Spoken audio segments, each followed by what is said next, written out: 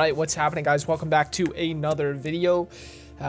Recently, actually, no, it was today. I say recently, no, about 30 minutes ago, I found some old behind-the-scenes footage of a music video I shot summer last year.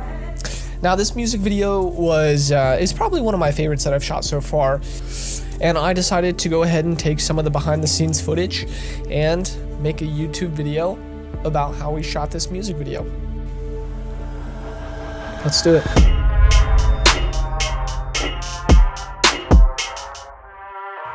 Okay, here we go. Good time.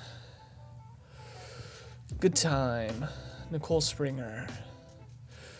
So, I'm just gonna pause it as we go. There wasn't a lot of light coming in through the windows, so what I did immediately was put two lights over here. I used two Godox 150s and I just shined them into the room, both using diffusers, just so it was like a nice soft sunlight. So that's all I did. That was fairly simple. All right.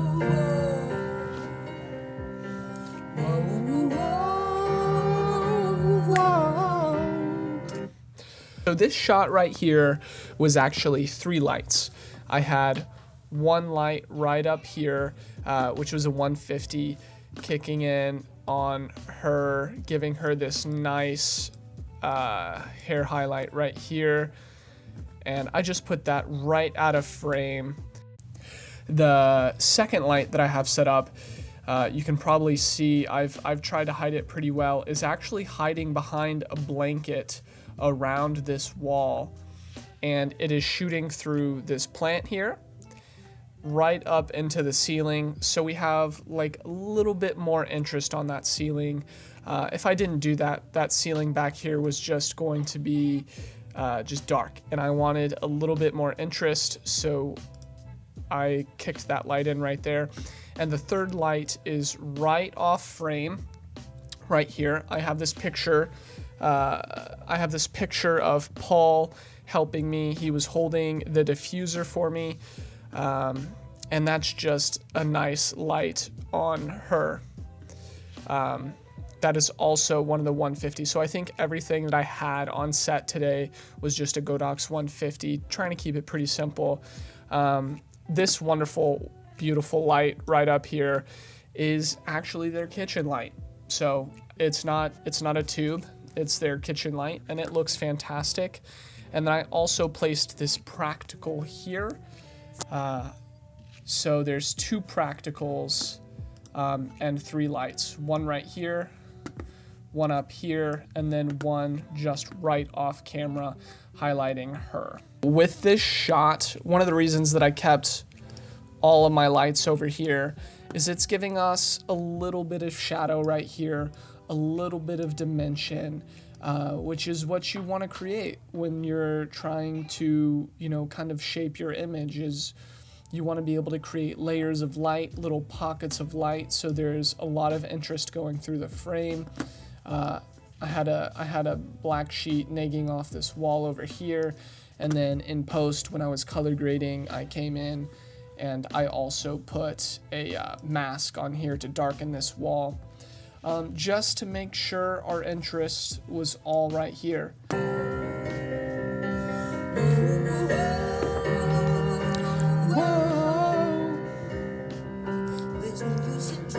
All right, so this is I think we ended up getting like 5 shots on the day. This was the third one we did. The only lights that you're gonna see in this are this practical right here, which I placed there because I thought it would look a little nice, give us a deeper frame, just a little bit more interest. And then once again, you have this light coming in that Paul is holding the diffuser for, just shining right onto her, just her body right here. So those are only two lights in this setup. Pretty simple. You're still treading more. All right, so this is the same lighting setup. I just put on a different lens instead of using a wider lens, I was using a 28-70 2.8. I threw on my 85mm 1.8, brought it all the way down to 1.8. Same lighting setup and everything. You just have a little bit more fall off on all of your objects in the background, which was very nice. All right, let's keep watching. This is another lighting setup that we had. I still had, you can see where this light behind the tree is, that I had placed behind the tree to shoot up onto the ceiling, still is. And then I just brought over one of the Godox 150s, shined it onto her.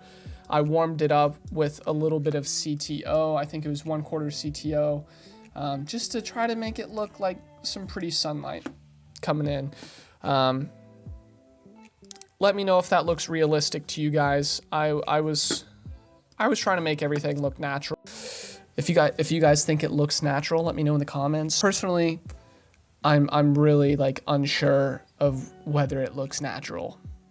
It's up to you guys. You tell me.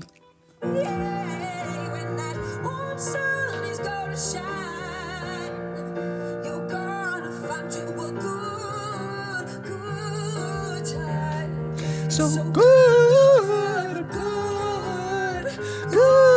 time, yeah.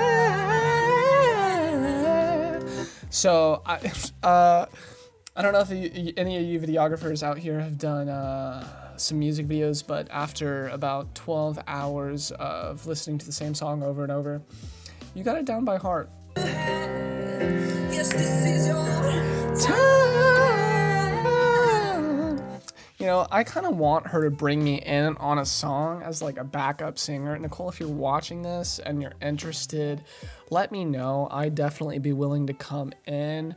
When you're setting up your scene, you know, it's a good rule to have your light on one side of your subject and then have the camera shooting from the opposite side, just so you do have a lot of dimension and shape to your image.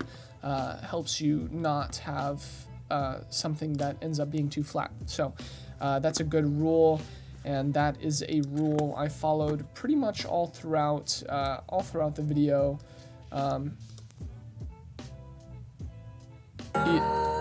With her hands right here, you can see that I had the lights kicking in from over in this direction, and I had the camera on the complete opposite side of her body, just so we have a lot more dimension.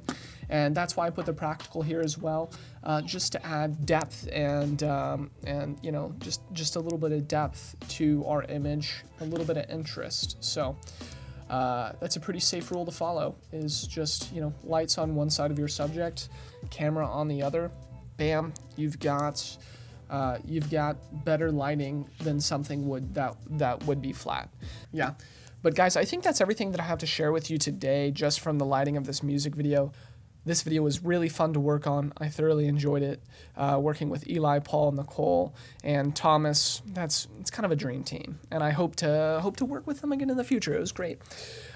So yeah, guys, if you found this video helpful, feel free to hit the like button so more people can see it. Anyways, guys, thanks for watching, and I'll see you next time.